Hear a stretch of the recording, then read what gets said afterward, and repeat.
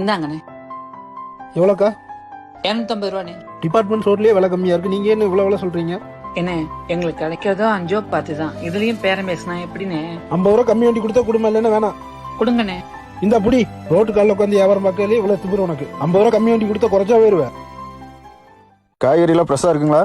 ஆமாண்ணே, ஃப்ரெஷ்ஷா வந்ததுதான். முள்ளங்கியில் 2ங்க, சொரக்காய் 1 கொடுத்துருங்க. வேற சவுச்சவ் ஒரு 1/4 கிலோ போடுங்க. இந்தாங்க. பரவாயில்ல, எல்லாம் ஃப்ரெஷ்ஷாக தான் இருக்கு. எவ்வளோ ஆச்சுங்கக்கா?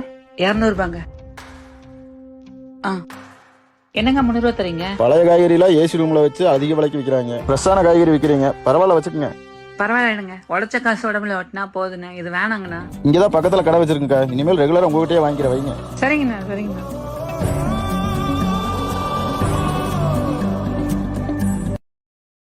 Download ShareChat